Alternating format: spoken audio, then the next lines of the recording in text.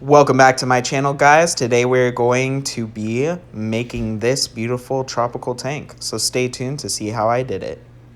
What we have here is the ficus tree that I've decided to use for the build for this tank. So this is pretty much going to be the backbone of the tank, considering that it takes up a lot of space. But it's a beautiful tree that can be used for a lot of arboreal species, and it's a pretty hardy plant that can handle some temperature range and moisture. And it's going to be the perfect thing to add to our tank for whichever creature ends up in here, whether it's the frogs or the abronias. They'll be able to climb up these branches. It has pretty hardy settings in here, keeping it upright. The other plant that I chose to use was this. This is a type of bromeliad. It's a plant that is perfect for any frog or amphibian tanks because it holds water in it. They love sitting in it. As you've seen in my previous tank build, the Dumpy Tree Frog's current tank that they're in has a live bromeliad in it. Different color, different pattern on it, but relatively similar. And they love it. They sit in it all the time. They love sitting in the water that collects on the inside of it. So it would be the perfect thing to add if we get the frogs. It's also shown in research that abronias do like to sit in bromeliads as well. This bowl I bought to be able to house the dirt substrate and the plants. I bought all of these things from Lowe's. I love going there, love getting the stuff that they have. It's also super close to my house, so it's also a matter of convenience. Here I was cleaning off the root system of this tree.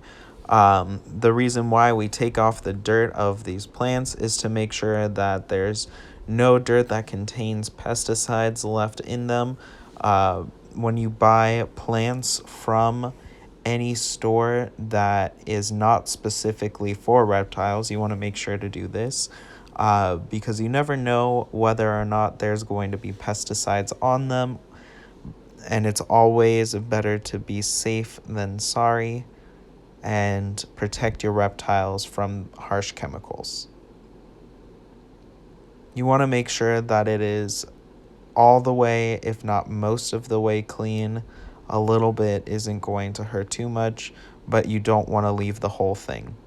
Another way to clean it is also washing the roots with water.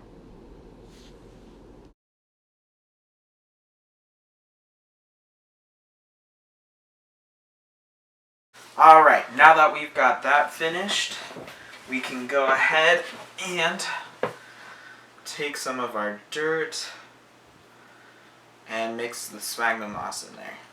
So I'm going to set this down for now to get this out of the way.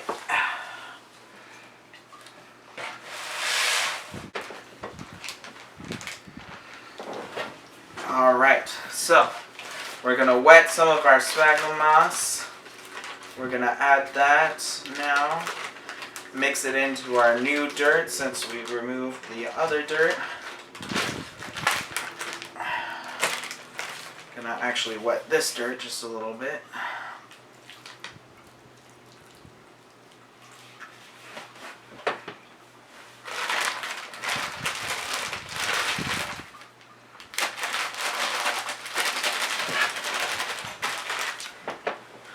Alright. Let's go ahead and add that into here. I've always loved the feel of sphagnum moss. It's just like such a velvety feeling. It's really weird, but totally cool. Alright, let's add this part in.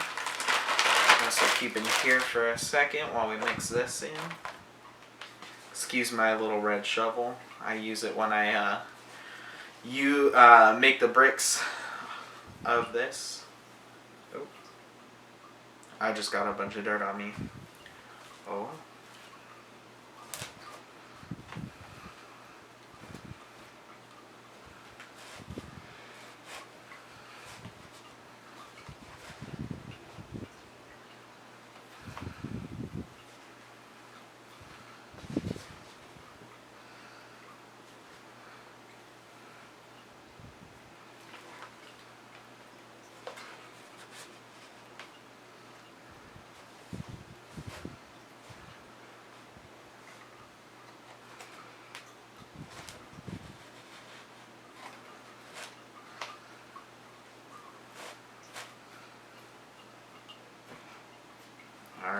That's pretty mixed. I'm going to add just a tiny bit more.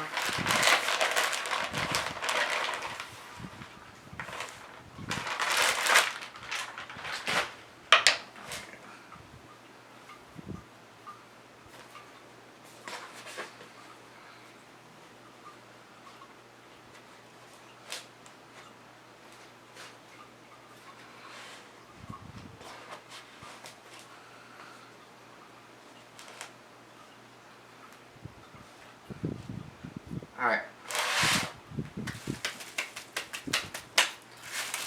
Now that that's done, we're going to go ahead and take out the dirt in our bromeliad. It's time to get planted. So I'm going to first do a little base layer of dirt just to have that down. Set this plant in there. I think what I'm going to do is have this be the front and plant the abronia this way. So let's go ahead and start putting all this dirt in here. Pack that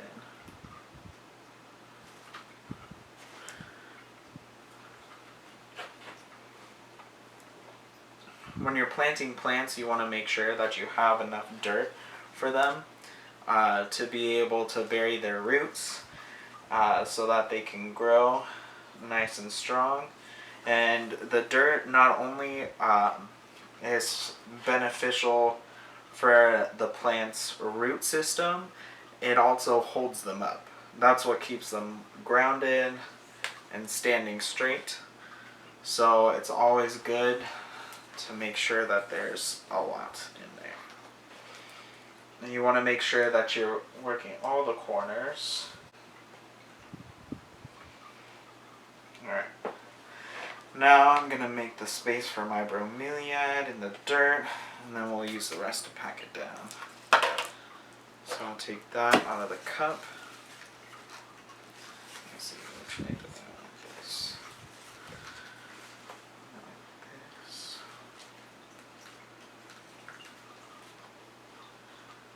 I think looks pretty good this way. So now I'm going to pack that dirt in there to hold it up.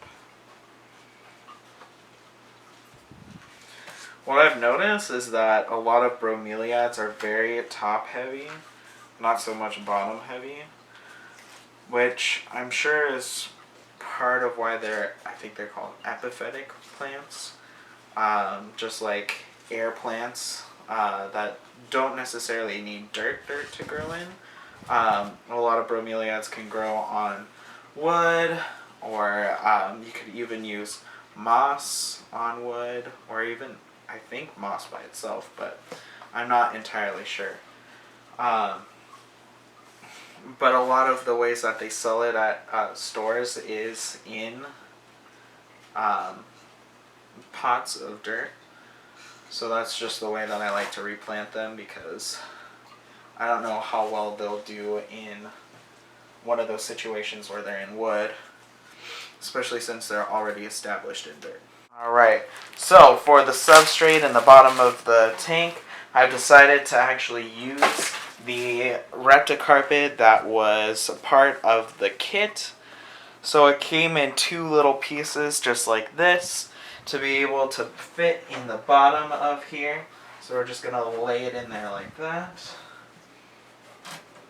Perfect fit, overlaps a little bit. Once it gets wet and then has time to sit, it'll flatten out a little bit more, but since it was folded up in the package, it's holding those creases and it's lifted just a little bit off the bottom there. Not a bad style and not a bad bottom covering to be able to cover up the black so that it doesn't look quite as weird. And the next step is going to be adding the base that I bought, adding the tree that I also bought, and we'll see that in the next segment. Alright, so now that we have this all put together and ready to go, It's time to put it into the tank.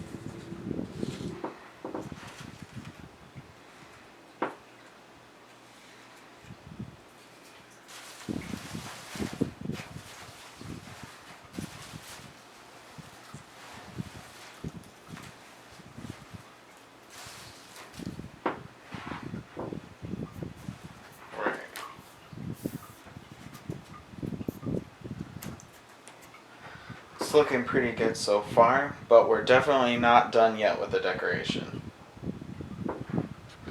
Alright, so the next piece that I'm going to be adding is going to be this decorative piece of cork bark.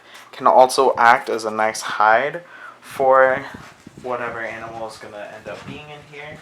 So I'm going to place this in this dead-ish area right around here. I'm going to take that down in the dirt just a little bit, just to make sure that it can stay stable. Try to sit it upwards.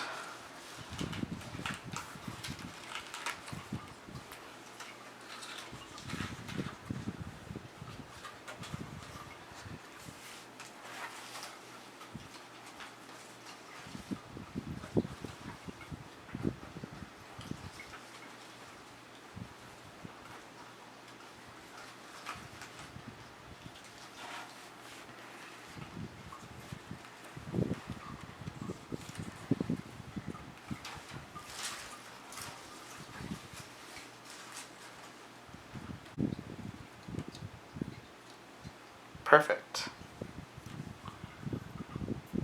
Alright, so we still have some finishing touches to put on this tank.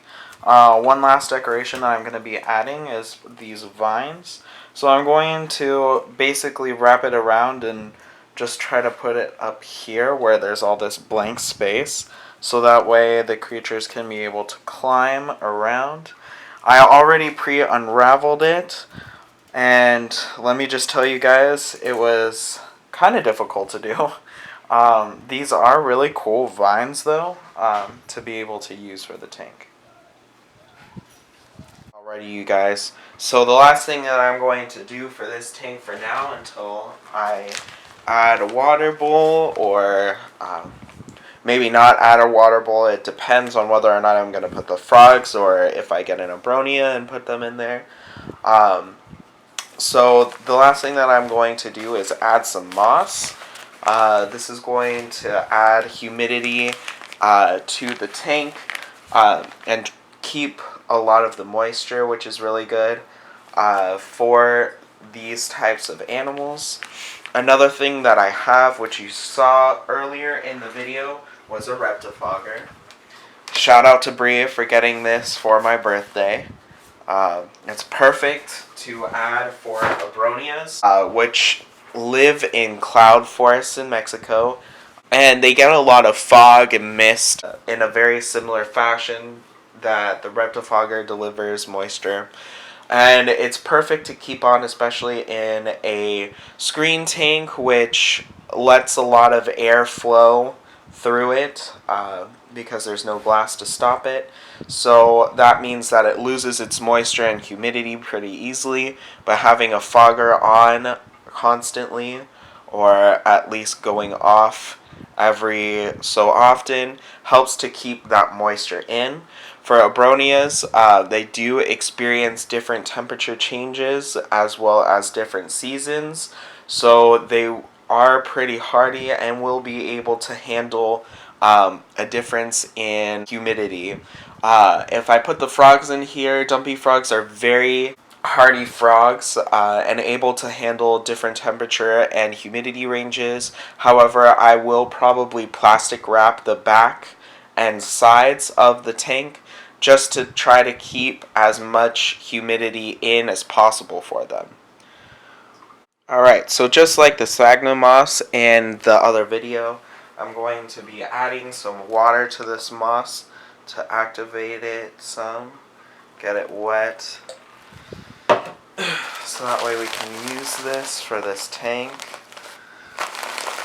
It'll be nice and moist already. So I'm going to close that up.